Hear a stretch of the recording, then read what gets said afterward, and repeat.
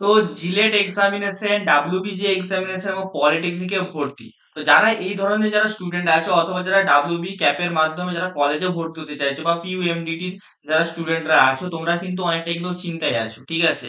কারণ আজকে একটা নতুন একটা হচ্ছে তোমাদের হচ্ছে হাইকোর্ট থেকে একটা অর্ডার দেওয়া হয়েছে, মানে আমাদের কলকাতা হাইকোর্ট থেকে, যেখানে যেই অর্ডারের জন্য এখন কিন্তু আমাদের যে ডাব্লিউবি যেই যে রেজাল্ট, সেই রেজাল্টটা কিন্তু আজকে কিন্তু প্রকাশ কিন্তু করলো না।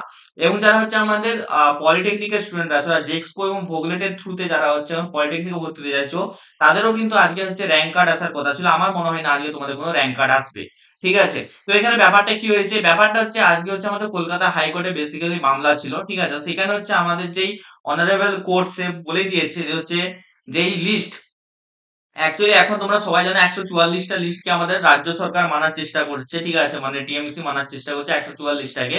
কারণ ভোট আসছে তাদেরকে 100, যত বেশি তারা হচ্ছে সুযোগ সুবিধা প্রদান করতে পারবে ততই তারা ভোটটা বেশি পাবে। এটা তো সিম্পল জিনিস, ঠিক আছে? এখানে কোর্ট বলেছে, এবং যেই পার্সেন্টেজটা ছিল মানে 100%-এর মধ্যে 17% সিট ওবিসি কে দেবে বলছিল, ঠিক আছে? যেটা কিনা হচ্ছে আমাদের অনারেবল সুপ্রিম সরি অনারেবল হচ্ছে হাইকোর্ট, কলকাতা হাইকোর্ট বলে দিয়েছে যে 17% কে দেয়া যাবে না, কারণ ওটা হচ্ছে আমাদের কিন্তু মানে যেহেতু এখনো যে প্রুভেন নয়, তার জন্য ওটা 7%, যেটা হচ্ছে আমাদের আগে যে 66 জনের যে লিস্ট ছিল তারাকেই কিন্তু এখানে ওবিসি সংরক্ষণ কিন্তু দিতে হবে। এটা কিন্তু আমাদের হচ্ছে আজকে কলকাতা হাইকোর্টের কিন্তু ভিউ, ঠিক আছে? এবং হচ্ছে 15 দিনের মধ্যে কিন্তু ডাব্লিউবিজে এর কিন্তু এখানে রেজাল্ট কিন্তু বার করাতে কিন্তু হবে, ঠিক আছে?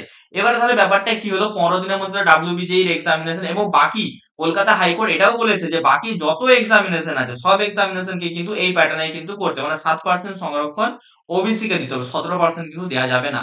এবং যে আগের যে 66টা যেই মানে লিস্ট আছে ওবিসি, তারাকে কিন্তু দেওয়া হবে। এবারে এখানে একটা কোশ্চেন আছে, দাদা তাহলে কবে আমাদের রেজাল্ট প্রকাশিত হবে, কবে আমাদের র্যাঙ্ক কার্ড আসবে?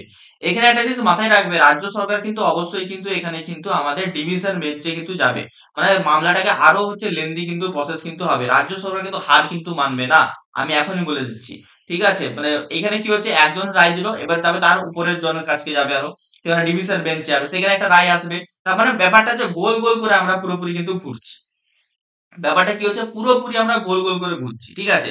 এবারে এখানে পলিটেকনিকের স্টুডেন্টদের যদি যদি যদি আমি বলি, এখানে কিন্তু র্যাঙ্ক কার্ড কিন্তু বার করানো যেতেই পারে, কোনো কিন্তু অসুবিধা নেই।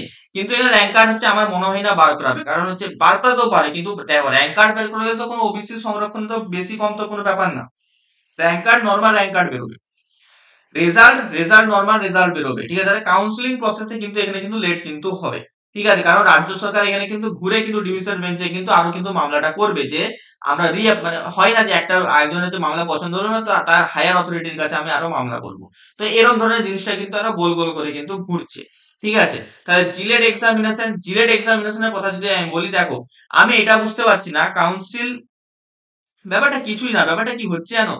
ব্যাপারটা হচ্ছে কোর্ট আমাদের বলছে যে 66টা যে হচ্ছে আগে জনগোষ্ঠী ছিল, যারা ওবিসির হচ্ছে ক্রাইটেরিয়াটা ফুলফিল করছিল, যারা পাচ্ছিল তারাই যেমন পায়, ঠিক আছে? 144 জন যে নতুন যে লিস্ট, সেই লিস্টে যারা হচ্ছে নতুন অ্যাড হয়েছে তারাই কিন্তু দেয়া যাবে না, এটা হচ্ছে আমাদের কোর্টের ভিউ, ঠিক আছে? আর কারণ কোর্ট বলতে চাইছে যে নতুন যারা হচ্ছে অ্যাড করা হয়েছে তারা হচ্ছে এখন মানে লিগেলি তারাকে অ্যাড করা হয়নি, সেখানে অনেক রকমের ভেজাল আছে, এটা কারণ এটা হচ্ছে কোর্ট বলতে চাইছে অ্যাকচুয়ালি, মানে সেটাকে আরো ঘুরে রিভাইজ করতে হবে, ঠিক আছে?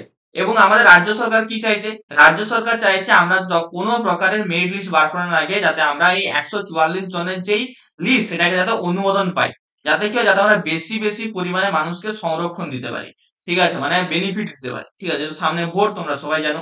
তো এখানে আমি বলে দিচ্ছি, ঠিক আছে, জিলেট এক্সামিনেশন ধরে নাও আরো পেছিয়ে গেল, ঠিক আছে? কিছু করার নেই, আমার মনে হয় না হবে, ঠিক আছে? তাড়াতাড়ি আমি যে ডেটটা দিয়েছিলাম যে 15 তারিখের মধ্যে তোমাদের ফর্ম ফিল আপ শুরু হয়ে যাবে, ঠিক আছে? ব্যাপারটা পুরোই আর ধোঁয়াশার মধ্যে চলে গেল, ঠিক আছে? এখন সুপ্রিম আমাদের হাইকোর্ট বলে দিয়েছে যে 15ই আগস্টের মধ্যে এখানে হচ্ছে ডাব্লিউবিজে এর কিন্তু রেজাল্ট কিন্তু বার করতে হবে, এবং 7% সংরক্ষণ দিতে হবে ওবিসি কে, এবং যে 66টা যে লিস্ট ছিল তাদেরকে সংরক্ষণটা দিতে হবে, ঠিক আছে? তো দেখা যাক, এখানে তো অবশ্যই আমি বললাম যেটা এই যে এটা রায় দিয়েছে, এবার রায়টাকে আরো চ্যালেঞ্জ করা হবে। কে চ্যালেঞ্জ করবে? রাজ্য সরকার চ্যালেঞ্জ করবে। তো এই জিনিসটা কিন্তু গোল গোল সাইকেল কিন্তু ঘুরে যাবে। মাঝখান থেকে আমাদের চাপে পড়ে যাচ্ছে আমাদের ছাত্রছাত্রীরা, মানে ছাত্রছাত্রীদের জীবনটা পুরো একদম মানে রসাতলে চলে যাচ্ছে এখানে এইসবের মাঝে মাঝে। তো দেখা যাক ফার্দার যদি কোনো আপডেট আসে আমি কিন্তু অবশ্যই জানিয়ে দেবো, ঠিক আছে? চ্যানেলটাকে অবশ্যই সাবস্ক্রাইব করে নিও, ঠিক আছে? নোটিফিকেশন বেলটা অল অপশনে করে নিও, টেলিগ্রাম চ্যানেলটা জয়েন করে নিও যাদের হচ্ছে জয়েন করতে ইচ্ছে আছে, ঠিক আছে? বাকি দেখা হচ্ছে তোমাদের সাথে অন্য কোনো ভিডিওতে। টাটা।